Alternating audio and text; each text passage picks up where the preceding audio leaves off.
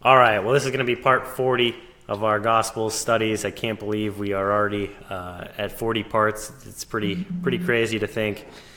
So we call this one the Last Supper, a new command for a new covenant. And so what we're going to be talking about, we got up to the verge of the Last Supper last time. We introduced the Last Supper. But what we want to be talking a lot about tonight isn't necessarily was the Last Supper a Passover meal, because we covered that pretty in depth in our Passover study. So the basis of what we concluded was no, it was not a Passover meal, and there was a lot of scripture backing that up. So if you are looking for that answer, go watch the Passover Q&A, because we're not really going to cover that much tonight, but we will come out and say, no, we do not believe the Last Supper was a Passover meal. But what we want to talk about tonight is going to be a new command for a new covenant. And so a lot of times people will say with the Last Supper, our Messiah gave us a new command with this new covenant, that new instructions were given, that it was a new instruction given about the communion, that we are to do it a certain way at a certain time. And so we're going to kind of address that mainly tonight, along with a lot of other topics. But, could our Messiah give us something new? Could he give us a new instruction? Could he give us a new command? That's really going to be kind of the main focus of this study tonight. All right, so as always, we're using the appointed days of Yahweh as our time markers and to show the great things that happen during these times. We're 2 days before the Passover, or the night before the Passover here. Passover was a meal. As the sun went down on the 14th of the month, the lambs were slaughtered. They ate that as it became the 15th, because sundown turned to the 15th. And it kicked off the week of unleavened bread. The first day after the Sabbath during the week of unleavened bread, which is when our Savior rose, was first fruits, which was always on the first day of the week because it had to fall on the day after the Sabbath during unleavened bread. And then Pentecost, they counted 49 days from that Sabbath plus one, which put it, or 7 weeks of Sabbath plus one, which put us back on Pentecost, which is coming up next week, actually. And then the fall feast he had yet to fulfill. Trumpets his return, atonement when he judges, and tabernacles where he lives and reigns in the millennium. So for our time here, or where we're at, Yeshua had just chastised the religious leaders outside the temple. He had talked to his disciples when they said how amazing the temple was, and he told them the temple will be torn down, meaning everything's going to be destroyed as they know it, because man is worshiping God in his own way. He overthrows the money changers. And then last week, Yeshua quoted the Torah. We covered a verse that was when he was talking about, blessed are you if you take care of the poor, and blessed are those who do all these things. And it kind of was a contrast with a couple weeks ago when he said, when the woman washed his feet with the perfume, and the disciples, or Judas, chastised her because the money could have been used for the poor. And Yeshua said, you'll always have the poor, but you don't always have me. And we went back and traced that biblical concept of what he really meant, because he wasn't saying, forget about the poor. He was basically saying, there's provisions for the poor, and if your heart was where it should be, you would already be taking care of the poor. You're worried about the money, and you're worried about yourself. So that's kind of where we left off last week. And so we've really been going slowly through these Gospels and really been taking our time. But it's, to me, it's been key points like this that have really made it all worth it, because we're really seeing how much our Messiah is the Word made flesh. He is constantly quoting Scripture. He's constantly, talking about everything that was already said and that was already done, and he was bringing it back to light for us to show us that, hey, I need to get you back to the heart of what this is all about. You might know the ins and outs of the law, you might know the ins and outs of the Torah, but you've been following man's perversion of it. You've been following man's interpretation of it. And I'd say that that's exactly what we're doing now in the church, is that we might know, or, pastors might know, theologians might know the Old Testament, but they're perverting what it says and creating loopholes and making reasons around it for us not to be able to follow that anymore. All right, so picking up our story here, we're in John 13, verse 1. Before the festival of the Passover, Yeshua, knowing that his hour had come, that he should move out of the world unto his Father, having loved his own who were in the world, he loved them to the end. And supper taking place, the devil having already put into the heart of Yehuda from Koroth, or Judas Iscariot, the son of Shimon, to deliver him up. In this next slide we put up here, just to give us an idea, this is what the Last Supper looked like. The Last Supper wasn't Cesare Borgia and his buddies sitting around a table in medieval Rome in colorful robes. The Last Supper they would eat reclined. They would lay down around a table, and that's how they would eat. So just trying to break that stereotypical, when you say the Last Supper, everybody knows Michelangelo's Last Supper. That's not what the Last Supper looked like. It would have been more like the picture of what a Middle Eastern dinner was like during the time that Yeshua lived, and they would eat reclined by the table, sitting around the table.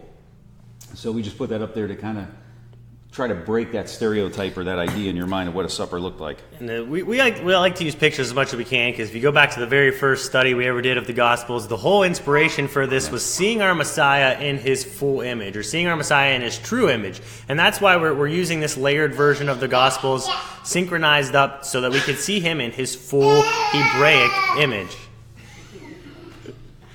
You like that, huh, Jonah? And so we're going to go into Matthew 26 here and continue talking about some of these passages and some of these verses. So in verse 20 we'll start. It says, "And when evening came, he sat down with the 12, and while they were eating, he said, 'Truly I say to you, one of you shall deliver me up.' And they were deeply grieved and began to say to him, each of them, 'Master, is it I?'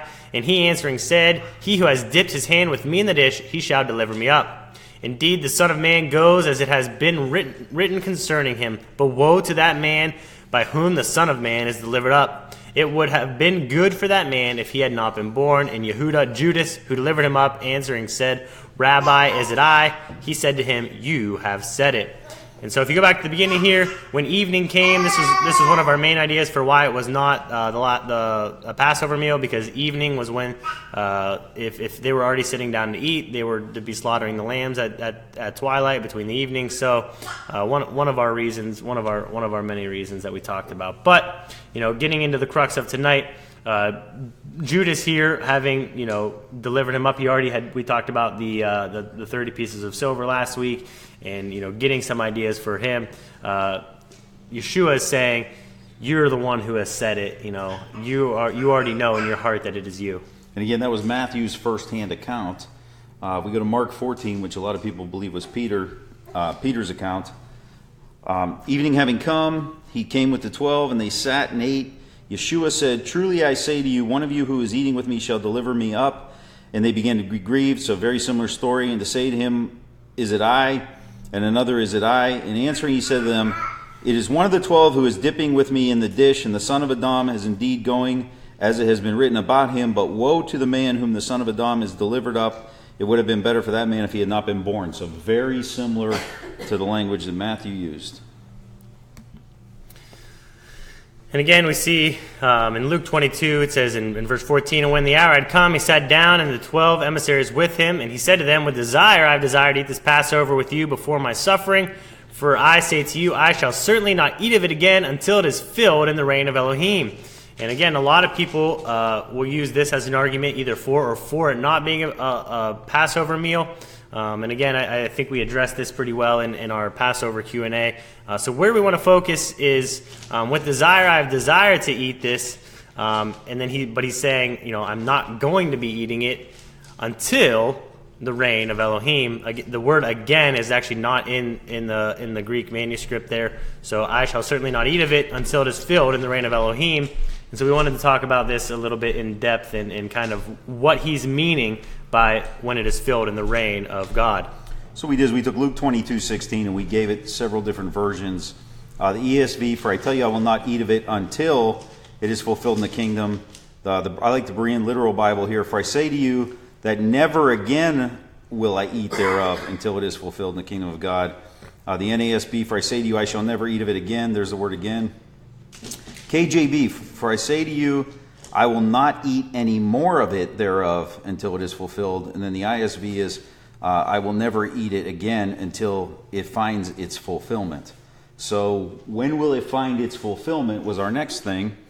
And so we pulled out Revelation 19, the marriage supper of the Lamb. And so here in Revelation 19, we see it says, "Let us be glad and rejoice and give him praise, for the marriage of the Lamb has come, and his wife prepared herself." Again, key words, prepared herself. So we're all talking about, being made white, being made clean because of the blood of Messiah. But there's preparation that we have to be doing ourselves in order to be that bride. It says, and to her it was given to be dressed in fine linen, clean and bright, for the fine linen is the righteousness of the set apart ones. Again, what is righteousness? It says in Psalm 119, 142, his righteousness is everlasting righteousness, and his Torah is truth. So that righteousness is righteousness forever. Righteousness, again, it says the righteousness of our own ways is like filthy rags. But if we are following after the righteousness that is Torah, that is his truth, we are preparing ourselves. Once we have been made clean by his blood is the only thing that can make us clean. It is the only thing that can give us that fresh start. It's the only thing that can bring us back into covenant. But once we know him, and once we have come to that revelation of his salvation, we need to start walking in righteousness in order to stay clean. So it's like if you clean your children's clothes because they had gone out and they had played in the mud, and you say to them, all right, you got to stay clean until dinner time. If you want to have any of this dinner, you can't be eating at the dinner table with dirty clothes. And that kid goes out and runs in the mud again. He's putting himself back in the dirt. He's making himself unclean. He cannot eat at that table. It's the same with us in our sin. Once he's made us clean, it's our choice to continue walking in that cleanness, and that's, by abiding by his instructions and following after his ways. And it continues, and it says, and he said to me, right, blessed are those who have been called to the marriage supper of the Lamb. And he said to me, these are the true words of Elohim. So when he says, I will not have this again until the reign is fulfilled, this is what he's referring to, sitting down with them once again and eating this meal and being able to have it in the reign of the kingdom. So we want to talk a little bit about bread and wine tonight, because we're going to be getting into some very interesting passage, some very interesting verses about eating of the body and drinking of the blood. And so we really want to talk about this bread and wine in the meal that is being had at this time. All right, so Matthew 26. And as they were eating, Yeshua took bread, and having blessed, broke it, gave it to the taught ones, and said, take, eat, this is my body. And taking the cup and giving thanks, he gave it to them, saying, drink from it, all of you, for this is my blood that of the renewed covenant, which is shed for many for the forgiveness of sins. But I say to you, I will certainly not drink of the fruit of the vine from now till that day when I drink it renewed with you in the reign of my Father. So that's a direct correlation to what we just read in Revelation 19, when I drink it once again in the reign of my Father. Does some translations say new covenant there? Yeah, we're going to address that here in just a second. Point. So great point, Don. Awesome Thanks. Point. So in Mark 14, we see something similar. Again, just for the sake of time, he says, this is my blood, that of the renewed covenant, which is shed for many. Truly I say, I shall certainly no more drink of the fruit again until the day anew in the reign of Elohim. And then Luke 22, we see something very similar. 17 through 20, and again, so in verse 20 it just says, likewise the cup also after supper, saying, this cup is the renewed covenant in my blood, which is shed for you. So what is this blood? What is are they actually drinking his blood? We're going to talk about some of the different beliefs here and what he was actually saying, and how this is applying to a covenant. So blood of the covenant. To understand this passage, we have to understand covenants. And so we've talked about covenants quite extensively throughout our study of the Gospels, what it means to enter into a covenant, why there has to be shedding of blood at the time of a covenant. But we have to remember, again, put ourselves into the cultural understanding and put ourselves into the Hebraic understanding of what this meant as a blood covenant. Of course. Now, the one thing you have to go with is in Leviticus, there is a strict forbiddance of drinking blood. But blood has a very important point. So Leviticus 17, he says, and any man of the house of Israel or strangers who sojourn among you who eats blood, I shall set my face against that being who eats blood and shall cut him off from among the people. So we have Yeshua saying, this is the covenant of my blood. And then we have Leviticus saying, you're not to drink blood. For the life of the flesh is in the blood, and I have given it to you upon the altar to make atonement for your lives, for it is a blood that makes atonement for life. So if you ever want to know why his blood had to be shed, Leviticus 17:11 is right there. The blood makes atonement for life. Therefore, I said to the children of Israel, no being among you eats blood, nor does any stranger who sojourns among you eat blood. So he's telling them this is the cup of the blood of my covenant, and then he gives it to them to drink, but he's not telling them to drink his blood, because obviously he would be contradicting everything that was written in his instruction. And again, this is why it's so important to understand the beginning of the book and to be studied in the beginning of the book to understand what is taking place, to the right of the cross from Matthew, Mark, Luke, John, and onward. We need to have that deep understanding of the Torah, of the instructions, because they had the understanding. So if they're writing with this knowledge and with this understanding, we need to also get in and have that knowledge and that understanding. Yeah, because I came from a background that was more European-centered, that taught that the priest did this hocus pocus and turned that grape juice or wine or whatever into actual blood, and you had to believe that you were actually drinking Christ's blood. And that was a totally pagan Roman idea that infiltrated that. Yeshua could not have been saying you have to actually drink my blood, because he would have been going strictly against the Word of God right there. And he wouldn't have made it to the verge of the Last Supper the night before his crucifixion and changed and totally blatantly disobeyed the law of God. Again, because he couldn't have been our perfect lamb, he couldn't have been our Messiah, he couldn't have been our perfect sacrifice if he did so. So I found that Leviticus 17:11 very powerful, because it's like, isn't it in a way, in a prophetic way, that they might have known already that Jesus was going to die for them? It goes all the way back to the garden, where animal was slaughtered when Adam and Eve sinned, and all the sacrificial system up to that point. And so Dom's comment was about the propheticness of 1711, and I think that's why, when Yeshua meets them on the road to Emmaus, and he says, starting with Moses in his writings and the prophets, he revealed himself to these people, because our Messiah is on every page. Our Messiah is in every instruction of the Torah. He is that Word made flesh. And so that's why he was able to use that. And I think, if our Messiah can reveal himself to the men on the road to Emmaus by using the Torah and the prophets, then we should be able to do that too in our walk as believers. We should be able to use the Torah and the prophets to show our Savior, to show our Messiah, and to show the beauty of who he is. And that's kind of been, the focus of our group on Saturdays for the Sabbath has been to dig through the Torah and to try to understand our Messiah, how he was that Torah made flesh, how he was that Word made flesh, and to see him in instances just like that, Dom. So that's a great point. And it shows, with life being in the blood, why it was so important not to be drinking of blood, not to be around blood. Blood, if you touched blood, or if you had blood coming from your body, you were unclean and could not go into the temple. Life takes place in that blood. We know that, with the first Adam, there was sin. Sin is being passed down, it says, until Yeshua, the last Adam. Well, if sin's being passed down, it might be in that blood. And so, again, could there be something with that? We'd have to study that out a little bit deeper to understand. But there's something about the blood, the flow of blood, that makes someone unclean. And that's why it's very important to understand this, going forward in these studies. So we wanted to talk a little bit about the word renewed. And Don mentioned this a few minutes ago. But what's so important to understand is why do they use this? Again, the ISR might do us a disjustice here. We love the ISR for many of reasons, the scriptures, translations.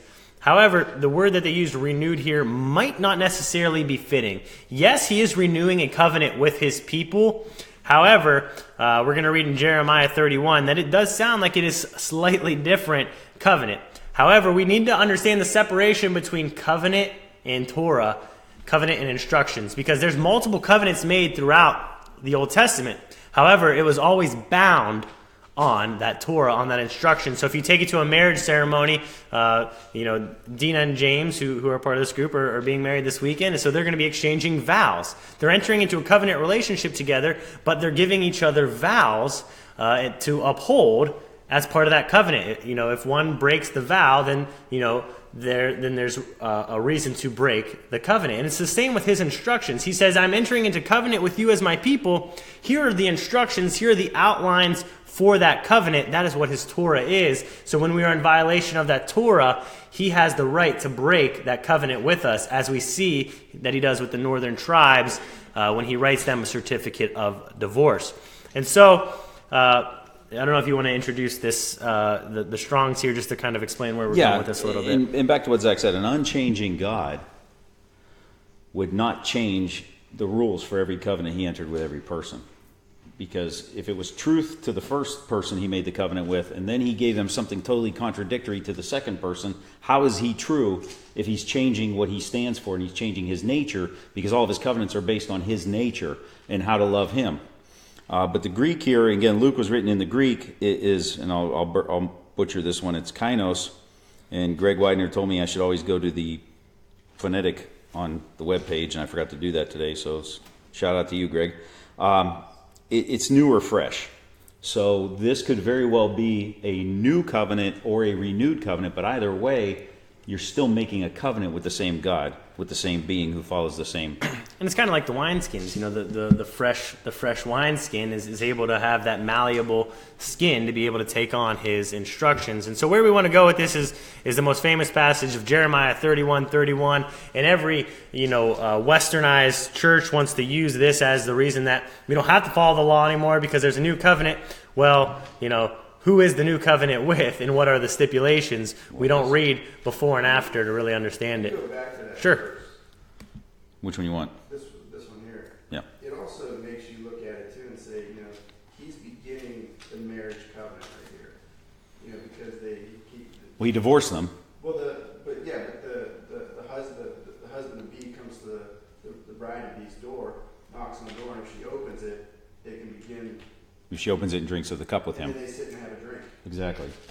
So that's a great point. So what Donnie just said is that in a typical Hebraic understanding of covenant in marriage, that the groom-to-be would go and knock on the bride-to-be's door, and that if she answered, they would sit down and have a drink together and start the betrothal process. And here we see the same offering. And we know that with the death, burial, and the resurrection of our Messiah, it gives us the right to enter back into covenant with us, to into covenant with our Creator, because there was a break of the covenant when we were written the certificate of divorce as the 10 tribes. We could no longer be a part of that covenant. We could no longer marry back our groom because we were divorced and defiled. And as per his instructions, we know that we cannot be married back unless one of them dies. Usually it was the guilty one. He took our place. He resurrected in order to bring us back. So it's the starting, the renewing of this covenant, but we really want to take it to Jeremiah 31 because it really ties in what's going on here. So in 31 it says, "See, the days are coming, declares Yahweh, when I shall make a renewed covenant," or a new covenant, "with the house of Israel and with the house of Judah." So we have to understand from the very beginning, unless you can say that you're one of these, house of Israel or house of Judah, this new covenant is not for you. So all the churches today that are proclaiming that they're these new covenant churches, they're missing the beginning of this and the understanding that you need to be Israel in order to be part of this. The house of Israel, we talked about in our lost sheep study, was the northern tribes. The house of Judah, the southern tribes. Ezekiel says that they will be brought back together. Paul talks about being grafted in as one. He's saying the same thing here. He's making a new covenant with these two sticks that are going to be brought back together as one. And so this is where it says, "Not like the covenant I made with their fathers in the day when I strengthened their hand to bring them out of the land of Mitzrayim, my covenant which they broke, though I was a husband to them, declares Yahweh." So if we're taking it at face value, he's saying not like the covenant. So it's not going to be a literal renewing of the covenant because it's going to be slightly modified by the words of Yahweh here, spoken of by the prophet Jeremiah. He's going to modify the covenant in a way, and we're going to see why. It's so that we can no longer break it like they did back when they were given that on stone at Sinai. But if we go back to Sinai, we need to remember that it was never supposed to be on stone. It was the people rejecting them. It was meant to be on their hearts, but the people rejected the voice of Yahweh. They said, "Moses, we cannot take this anymore. We are terrified of the sound that is going on. Please go up on the mountain, mediate for us. You talk to God, and we will listen to you. We will listen to what you say." God was trying to give them the instructions that day. God was trying to put it on their hearts like it was meant to be, but their hearts were hard. They rejected it, and we see that Moses had to put it on stone. So this is where it is going. He says, For this covenant I shall make with the house of Israel after those days. I shall put my Torah in their inward parts and write it on their hearts, and I shall be their Elohim, and they shall be my people. So this new covenant isn't, you can now do whatever you want, you can now celebrate whatever you want, you can now eat whatever you want, you can now worship whatever days you want. He says, by the very definition of this new covenant, that it will now, the Torah will be on our hearts, just like it was meant to be in the garden, just like it was meant to be at Sinai. And now those who are willing to enter back into covenant, when they will be caught up at the resurrection that Paul talks about, changed in the twinkling of an eye, they will have the Torah written on their hearts. Before you get to 34, at the end of 33, they shall be my people. Remember what we read in Hosea, where he says, I have no compassion on you, you're not my people, and I'm not your God. Now he's saying to them, I will be your God, and you will be my people. So it's the restoration of all things. And this idea was on the mind of all the people that Yeshua walked with, because Peter writes his letter to those in the dispersion. James writes his letter to those in the dispersion. And the first thing the disciples asked him after the resurrection was, when will you restore the kingdom, or when are you going to bring back the lost tribes? Dispersion again is what again? It's the northern kingdom in 721 AD was taken over by the Assyrians, and the 10 tribes of the north were dispersed throughout the whole world.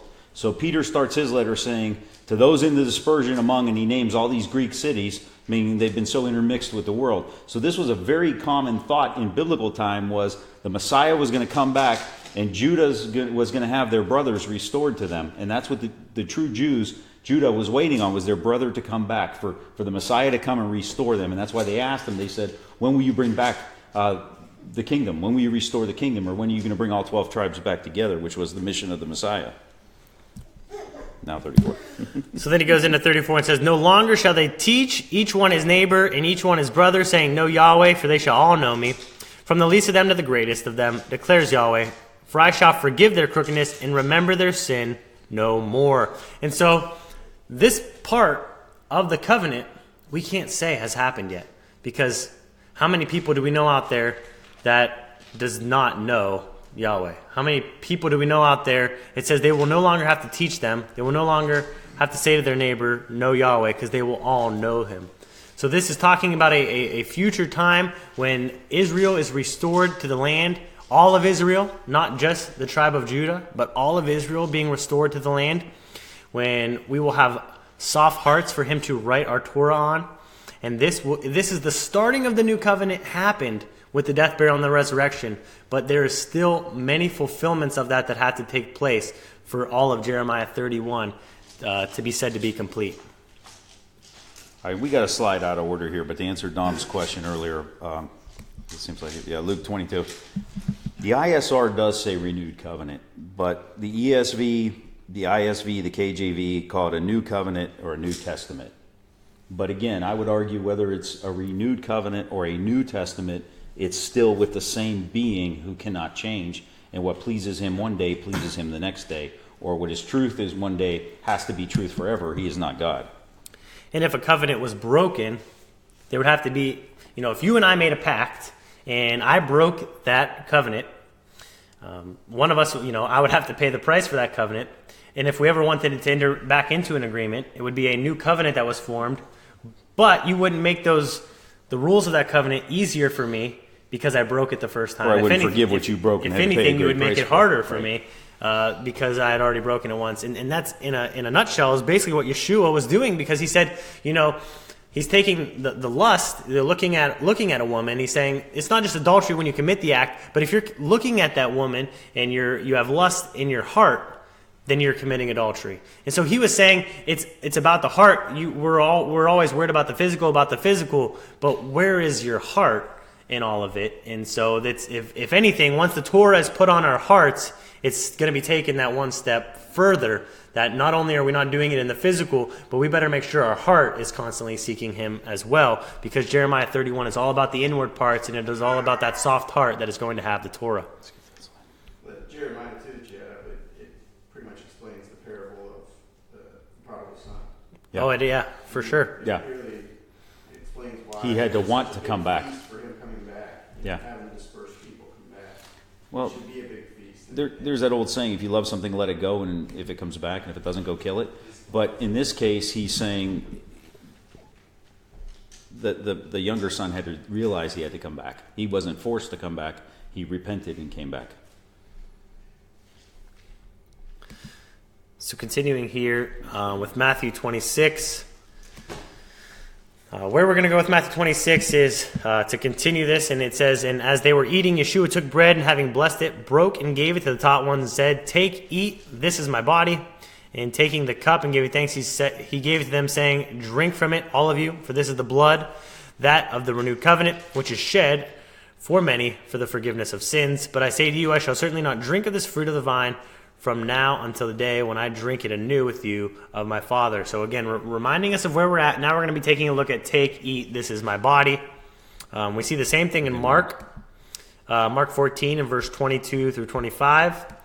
And then again in Luke in 17 through 20, 19, again he says, "This is my body, which is given for you. Do this in remembrance of me." And again, so just like we talked about, the drinking of blood was against the Torah, and it was a strict forbiddance of not drinking the blood. Is he really saying, "Take and eat of my body"? And while there is no command for not eating human flesh, there is reference of it in the Torah, which we're going to see here. So this is a little glimpse of an article that we found online that we just kind of wanted to paraphrase here for a minute about eating of human flesh. Yeah, Genesis 9:6 talks about, "Whoever sheds human blood, by humans shall their blood be shed. For the image of God has God made mankind. For in the image of God has God made mankind." Cannibalism is mentioned in Leviticus 26, Deuteronomy 28, Jeremiah 19, Lamentations 2, Lamentations 4, Ezekiel 5. But in each case, it's regarded as a horrible curse and an inhuman act of desperation. So each time cannibalism is mentioned in these verses, it's talked about, you will be so hungry and so destitute and so desperate for disobeying me, you'll eat your young, and the weak among you will be. So it's a horrible thing, and it's a horrible curse that falls upon them, and obviously it's a sin. It did happen during the siege of Samaria, and during the reign of King Jeroboam in 2 Kings, and it was just a physical horror which accompanied the spiritual horror of the apostasy. It has been ritualized by some pagan cultures as part of a religious ceremony or cultural superstition. So some pagan cultures do eat flesh, and that's kind of where it adapted into the Roman paganism of eating flesh when all this started to develop into what we call Christianity. Thus, not only is the act itself wrong, but the reason behind the act is wrong. And some groups of people would eat flesh of dead family members, believing that doing so would allow them to have the spirit of those who died, so it would live on. So when you take that to the nth level, you're eating the flesh of your God, so that his spirit would be in you. And that's where all this hocus pocus of this Greek idea of transubstantiation, of turning this bread into Yeshua's flesh, so you were eating Yeshua, came from. So why did he even go there? Eat my body and drink my blood? That's what we're going to talk about. Good question.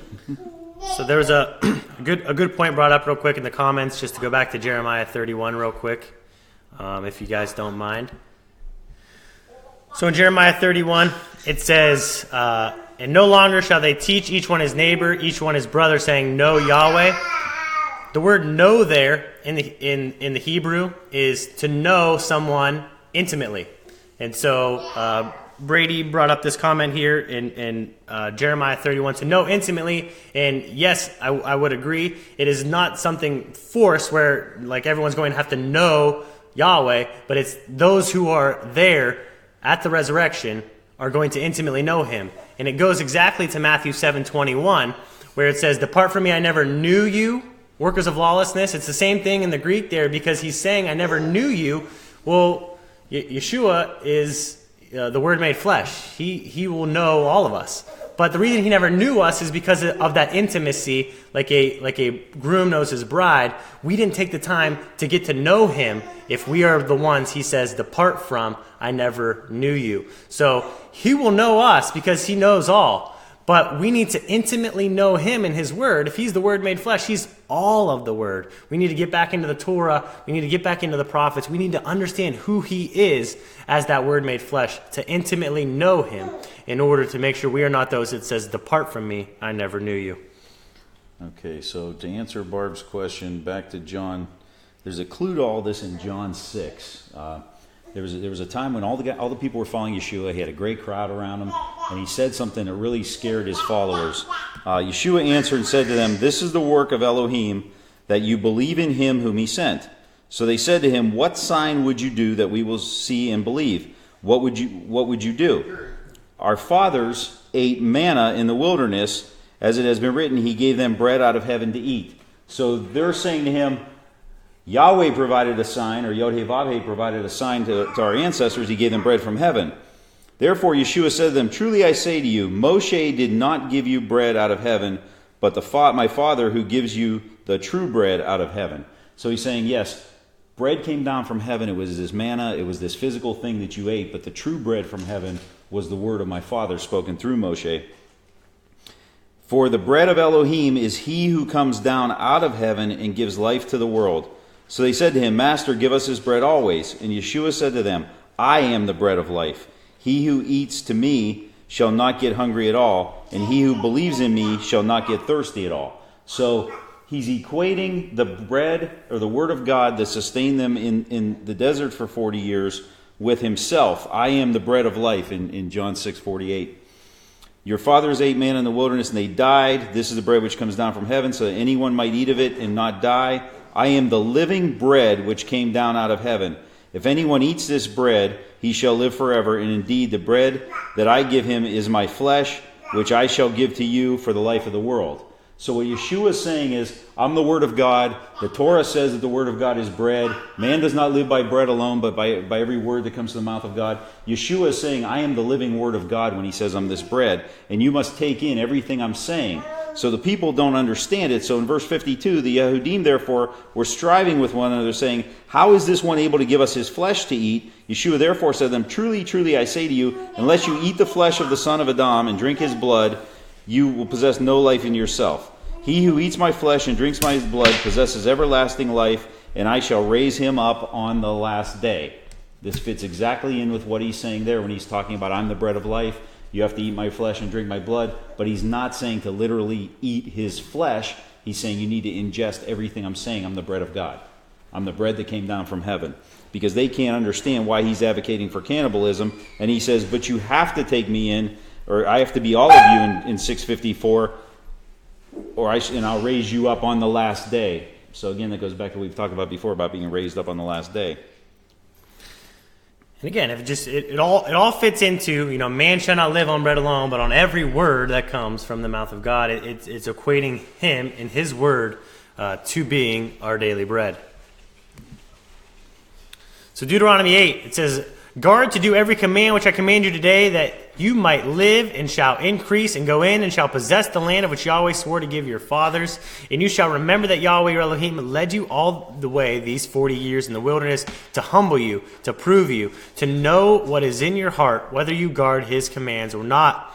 And he humbled you and let you suffer hunger and fed you with manna, which you did not know, nor did your fathers know, to make you know that man does not live on bread alone, but every word that comes from the mouth of Yahweh." So that's why Yeshua is equating himself to bread. Bread is the word of life. Bread is the instructions of God. So continuing here into Luke 22, it says, "But see, the hand of him delivering me up is with me on the table, for indeed the Son of Man goes as it has been decreed, but woe to that man who is delivered up." And they began to ask among themselves which of them it would be who was about to do this. So we saw this in Matthew, now we're seeing it in Luke. And so continuing in Luke's account, it says, "And there also took place a dispute among them as to which of them seemed to be greater. And he said to them, the sovereigns of the Gentiles rule over them, and those who control them are called workers of good. But not so with you. But let him who is greatest among you be as the youngest, and the leader as one who serves. For who is greater, the one who sits at the table or the one who serves? Is it not the one who sits at the table? But I am in your midst as the one who serves. But you are those who have remained with me in my trials, and I covenant for you as my Father covenanted for me a reign, to eat and drink at my table in my reign, and to sit on thrones judging the 12 tribes of Yisrael." So this whole idea of being a servant leader coming right here after this dispute. Yeah, so Luke is the only one that actually mentions that. So here's the gist of everything we're going to cover tonight. Was Yeshua giving a new command with this bread and wine? And is communion what we should be doing, or is it biblical in the way we do it? So if you go to Deuteronomy 4, now, O Israel, listen to the laws and right rulings which I am teaching you to do, so that you live and shall go in to possess the land which Yahweh Elohim has given of your fathers has given you. Do not add to the word which I command you, and do not take away from it, so as to guard the commands of Yahweh your Elohim which I am commanding you. And to me, that's one of the most pivotal scriptures in the Bible. Same thing John says at the end of the Revelation. Do not add to and do not take away from what God says. And again, this is the crux of this entire gospel study is, could our perfect Messiah, could our perfect Passover lamb change, alter, make any changes to the instructions of the Father if he was that Passover lamb? Our answer is always going to be no. If he made any changes to the instruction, if he added anything, if he made any new commands, he would not be that perfect lamb. He would not be that perfect sacrifice. And it's the same here with what was taking place at what we've turned into the Last Supper, what we've called the Last Supper. He could not be creating a new command. He could not be creating new instructions. He could not be giving them something new to do if he was our perfect lamb. There has to be more to this story. So we highlighted the word here. In the Strongs, it's mitzvah or commandment, command. So what obligation terms. So basically what it's saying is, do not add anything to what I'm telling you right now. So if Yeshua came to the people and said, I'm giving you a new command, a new ritual, a new anything, he basically lived a sinless life until 24 hours, roughly less than 24 hours before his death, and then changed it and blew the whole thing right there. So that's where this whole communion as a new command comes in. Now, when I was in the Protestant church, we would read 1 Corinthians 11 talking about communion, where Paul's talking about something that the Lord gave him. The problem with 1 Corinthians 11 is it's totally taken out of context. The Corinthians were notorious for having these dinners where the wealthy, everybody would come to a communal dinner to discuss the Lord and to share the Lord in unity. And what was going on in Corinth, which we can pull out of 1 Corinthians, is the wealthy people were sticking to themselves, sitting over in their area eating, leaving the poor people out of the meal and not sharing in this communal meal. This communal meal was called a love feast or an agape feast. It's mentioned in the book of Jude. Jude talks about, I believe it's Jude 1:12, he talks about wolves are coming into your agape feast or coming into your congregation while you're eating and doing these things. Paul talks about in Acts chapter 2 that this is a communal meal where they're all sitting together. Now go back to what Yeshua did. He had bread and wine. Bread and wine were the staples of every single meal that these people ate. They didn't eat very much other than bread and wine much of the time. So he's using a mnemonic device saying every time you get together and break bread, every time you get together and drink this wine, and you're together with brethren, and you're together learning, and you're together teaching, remember what I'm about to do tomorrow for you, is what he's basically saying at the Last Supper. Now I'm going to try to show you why I believe that 1 Corinthians 11 has nothing to do with what we call communion. So in 1 Corinthians 11, and starting in verse 17, it says, And in declaring this, I do not praise you, since you come together, not for the better, but for the worse. For in the first place, I hear that when you come together as an assembly, there are divisions among you, and to some extent I believe it. For there have to be factions even among you, so that the approved ones might be revealed among you. So what Paul's setting the tone for here is he's saying there's no unity. Something's going on in this group. When they come together in Yeshua's name, they're not unified. And Paul's chastising them and laying that out. So he continues saying, So when you come together in one place, it is not to eat the Master's Supper. For when you eat, each one takes his own supper first, and one is hungry, and another is drunk. Have you not houses to eat and drink in, or do you despise the assembly of Elohim and shame those who have not? What shall I say to you? Shall I praise you in this? I do not praise, for I received from the Master that which I also delivered to you, that Master Yeshua, in the night in which he was delivered up, took bread, and having given thanks, he broke it and said, Take, eat, this is my body, which is broken for you. Do this in remembrance of me. So, we always read in church, starting with verse 23, what Paul received from the Master. But we take Paul totally out of context because Paul's not talking about gluttony and drunkenness from a cracker and a sip of grape juice. What Paul's saying is when you get together from this communal meal, you're losing the focus that Yeshua taught me, which was you're there for one reason. You're there to remember Yeshua's body that was broken for you, and you're there to remember that you're in a covenant with Yeshua through the drinking of the wine, and you people are turning this into a party. And you people are not focused on what you're focused on because there's division among you, because you're not letting the poor sit at the table with you, and you're acting like fools. Go eat in your own home if that's what you're going to do, but when you come together in the name of the Master at these love feasts or at Yeshua's table, you should be thinking of everybody else and not yourself. And I think that's the whole idea for the study tonight, is just the fact that communion wasn't this ritual that we've made it into today, where there was a wafer and there was a little cup of wine and you do this in remembrance of him. What this whole thing is talking about is when you're coming together as a group of believers, as the assembly, as the called out ones, and you are having a meal together. We have to remember that bread and wine were staples in this Hebraic meal that they were having. When you do this, you need to be in one accord, as Paul is saying here. There can't be divisions among you. You can't be having divisions among what you believe. You can't be, separating based on your economic status. That's why he's saying, some are gluttons and one is hungry and other is drunk, because they weren't sharing. They were keeping to themselves. They were having these divisions and these factions. And you can take it on a physical level, but how about on a spiritual level too, when we're gathering, when Paul takes a step further and he says, what does light have with darkness, a believer have with unbeliever? When we're getting together in one accord and we're breaking the bread and we're having the wine, he's talking about being unified as a body, and he's referring back to this Last Supper. Do this in remembrance of me, because that was the core group that he was with. Those were the disciples that he was in one accord with. Those were the group that he was sitting with and breaking bread with and having the wine with, because they were together in one accord in what was going on. So it was really pointing towards the Passover and what was happening at the Passover, the bringing back the new renewed covenant. And when you sit down and eat, that's what you're to remember. In a sense, yes, it was pointing to Passover in the sense he was saying, tomorrow is the Passover, and tomorrow I'm going to wash everything clean, and you're going to remember this moment where I'm telling you I'm going to wash everything clean, and where I'm sharing this cup, and we're drinking out of this cup to renew this covenant, and we're joining together in this covenant. Yes, exactly. I think sometimes we just get caught up in the feast and forget what the feast is about. Mm-hmm. Good point. So the other part we used to read all the time was verse 25. In the same way, also the cup after supper, saying, this is the cup of the renewed covenant in my blood. As often as you drink it, do this in remembrance of me. For as often as you eat this bread and drink this cup, you proclaim the death of the Master until he comes. Everybody reads that in church. Here's the key. So that whoever should eat this bread or drink the cup of the Master unworthily shall be guilty of the body and blood of the Master.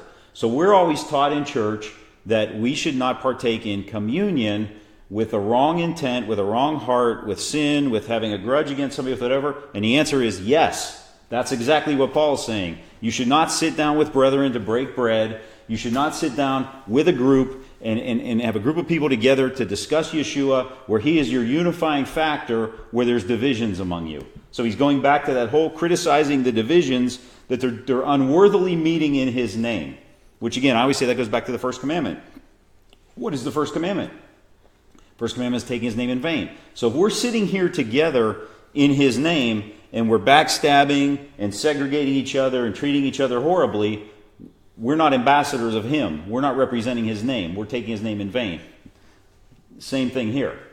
This is the same thing. And that's what Paul's saying. But Paul is not saying when you get together for a cracker and a cup of grape juice, this is how you do it. Paul's saying, Yeshua said, when you get together in my name, remember there's a new covenant. We drank of the cup. Remember, I gave myself for you. I paid the price for you. That's what Paul's talking about here. And again, so the crux of tonight's study isn't our Messiah instituting a new ritual that takes place, every fourth Sunday of the month where we have this communion. What he is instituting is remembering who we are, remembering the covenant that we have been bought back into by the death, burial, and the resurrection of our Messiah. That when we get together, like this, or on a Sabbath, when we are fellowshipping in his name, remember why we're gathering. Remember the purpose of meeting isn't, just for fellowship or for the food or just to talk. We are meeting because of him, because he gave us that right to now be a part of this family once again, to be brought back into covenant because of the blood that was shed for him. He's saying that each time you guys gather together, when you're breaking that bread, when you're drinking of the wine, remember how my body is going to be broken tomorrow. Remember how my blood is going to be poured out for you. Because without this, without that sacrifice, there will be no reason to meet. There is no assembly. There are no called out ones, because I am allowing you all to enter back into this covenant, the covenant that was trampled, the transgressed covenant of the instructions of our Almighty. So the question is, did Yeshua change the Torah or the instruction of God? Did Yeshua add a new sacrament or a new ritual or a new instruction? Or was he saying, look guys, whenever you're together in my name, when there's unity among you in my name, when you're having a dinner and you're eating together and you're thinking of me and I'm the focus, I want you to look back on this and remember what I'm doing for you tomorrow. That's the question you have to ask yourself, if you believe in communion as it's taught today in the church, or if you believe in what I hope 1 Corinthians shows you and what Yeshua did at the Last Supper. In Corinthians, that the last verse, didn't it say too that many are sick among you because you're taking it in an unworthy manner? And it tends to point you right back to Leviticus, which are the blessings and the curses. Right, something's wrong among you loving your brother. We belittled it and made it the meal that heals. Yeah. Like, take this and you're fine. The meal that heals. Mm-hmm. No, you're right. And that's the whole key, is there's no unity. You're not tied together. Great point. Anybody else? And I think too, to your point, Barb, that it was meant to be amongst an intimate group of believers. It wasn't this, huge, large congregation where you don't know anybody, because how do you know if you're in one accord with the person, sitting, a few rows over? You don't. And that's what these meals are supposed to be about. But like we saw in Corinth that Paul was chastising, they were just having these big feasts. People were getting together, yet they were staying segregated amongst those feasts. They weren't, getting to know each other. They weren't being that intimate group. And so them breaking bread in the name of Yeshua was an insult to what was taking place, because they weren't in one accord. They weren't achad. They weren't as one. Yeah, Paul says there's neither Jew nor Greek, man nor woman, nothing in Christ. We're all equal, yet the wealthy people were kind of sitting over in their corner, leaving the other people out who they didn't like, and then they were doing it in the name of Christ, which doesn't fit in with anything we just covered about the poor or anything. They were supposed to be all in his name in unity. And going back to, just to sum it all up, what we talked about in Jeremiah 31, to know Yahweh, that those were the people that were coming together, those who intimately know him, that they were coming together, that they had accepted the blood of Messiah to enter back into covenant, that they were willing to submit to his ways and to follow out his instructions. Those were the ones coming together. That was the group that was coming together. It all goes back to, do we know him, or do we know a false Messiah? Do we know the Messiah that we've made up in our own head, or do we truly know the Messiah, Yeshua of Nazareth, that came as the Word made flesh to point us back to the instructions of our Creator? That is the Messiah that we are breaking bread and having wine in remembrance of, not a false Messiah that we've been misled through tradition of man, but the one who is truly spoken of in the Gospels. You have to remember too, when the Eucharist or communion came to be, it was a control factor by the Romans, because they were the ones that would give it to you, and they could excommunicate you, and if they didn't give it to you, you could never have it, and they could take away your salvation by not giving it to you. So you had to do pretty much whatever they said. That became so ingrained in our society in the 1500s, when you had the Protestant Reformation, it just kept going. It changed a little bit, like, okay, we don't believe the Greek part, that transubstantiation, this idea from Plato that it's turning into flesh and blood, but we still keep the part of it that it's a ritual and you have to do it in a worthy manner and you have to do all that stuff, and it just kept going. So now it's if you look at the Protestant Reformation, it's been 500 more years. It's still in our society so heavily that people can't shake that. And people that come out of the churches and are turning back to the Bible still can't shake communion, because it's just something I've always done from the time I was a little kid. Well, if there's no other questions, that's going to wrap up part 40, the Last Supper, a new command for a new covenant. And so hopefully we brought a little bit of insight from our study of what the Last Supper was, of what communion is, and hopefully brought a biblical understanding. And again, like always, we just appreciate the comments, questions, feedback, because the only way for us to grow is iron sharpening iron. And so we never want to be, just two guys up here, giving out all our information. But, we're learning from all of our members here in our group. We're learning from those of you who are watching and commenting questions. We all need to be students together. We all need to be, learning on this journey, and hopefully seeing our Messiah in his full image. So that's going to wrap it up for part 40 of our gospel study. And hopefully next week we'll be back